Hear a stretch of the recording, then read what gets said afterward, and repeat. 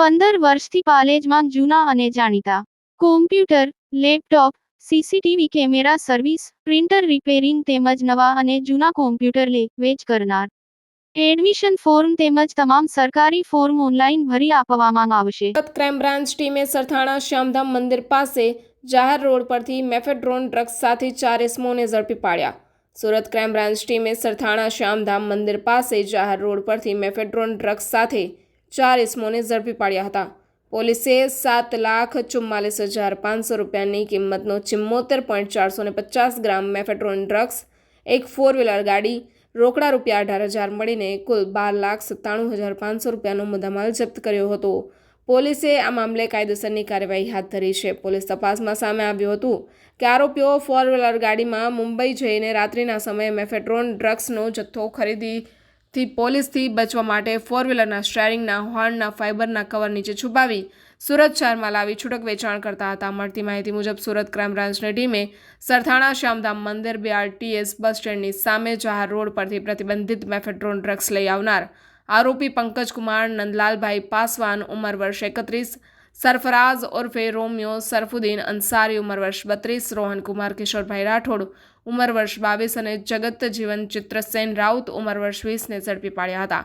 પોલીસે આરોપીઓ પાસેથી 7,44,500 રૂપિયાની કિંમતનું 74.450 ગ્રામ મેફેડ્રોન ડ્રગ્સ, 4 લાખની કિંમતની 4વ્હીલર ગાડી, રોકડા રૂપિયા 18,000 અને 1,35,000ની કિંમતના 7 નંગ મોબાઈલ ફોન સહિત કુલ 12,97,500 રૂપિયાનો મુદ્દામાલ જપ્ત કર્યો હતો. પોલીસના જણાવ્યા મુજબ આરોપીઓ 4વ્હીલર ગાડીમાં મુંબઈ જઈ રાત્રિના સમયે મેફેડ્રોન ડ્રગ્સનો જથ્થો ખરીદીથી પોલીસથી બચવા માટે 4વ્હીલરના સ્ટીયરિંગના હોર્નના સાયબરના કવર નીચે છુપાવી સુરત શહેરમાં લાવી છૂટક વેચાણ કરતા હતા.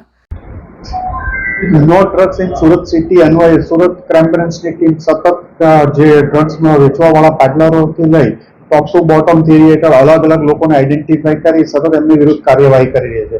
આવી જ રીતે આ જ અનુસંધાને ક્રાઇમ બ્રાન્ચના પોલીસ ઇન્સ્પેક્ટર JG પટેલને એક બાતમી મળી હતી કે મુંબઈથી સુરતના 4 ઇસમો ગાડી લઈ અને ડ્રગ્સ લેવા ગયા છે અને આજે વહેલી સવારે પરત આવે છે. જે બાતમી આધારે ક્રાઇમ બ્રાન્ચની ટીમે સરથાણા શ્યામ મંદિર પાસે એક વોચ ગોઠવી હતી અને આ વોચમાં આ જે બાતમીવાળી ગાડી ત્યાંથી પસાર કરતા સ્વિફ્ટ ડિઝાયર એને રોકતા એમાં 4 ઇસમો મળી આવ્યા હતા અને જે પંકજ પાસવાન નંદલાલ પાસવાન ડ્રાઇવિંગ કરતો હતો એની સાથે સરફરાઝ અંસારી, રોહનકુમાર કિશનભાઈ રાઠોડ અને જગજીવન ચિત્રસેન રાઉત આ 4 ઇસમો સુરતના વિવિધ વિસ્તારોમાં એકે રોડ ઉપર બધા 3 જણા એકે રોડ વરાછા રહે છે અને ઓરિજિનલી એક ઉત્તર પ્રદેશનો છે, એક સુરતનો છે, એક બલાગામ મોરબીનો છે અને એક ઓરિસ્સા ગંજામનો છે.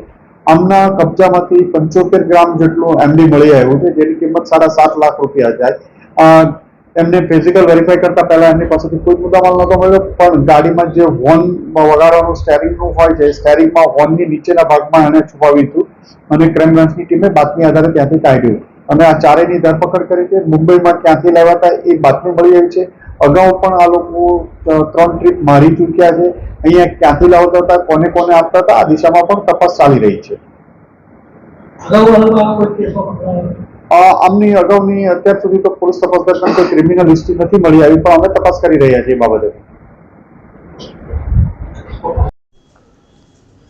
ગુજરાતના અગ્રીમ અખબારોમાં આપની કોઈ પણ પ્રકારની જાહેરાત આપવા માટે સંપર્ક કરો. જાહેરાત વ્યાજબી ભાવે પ્રસિદ્ધ કરી આપવામાં આવશે.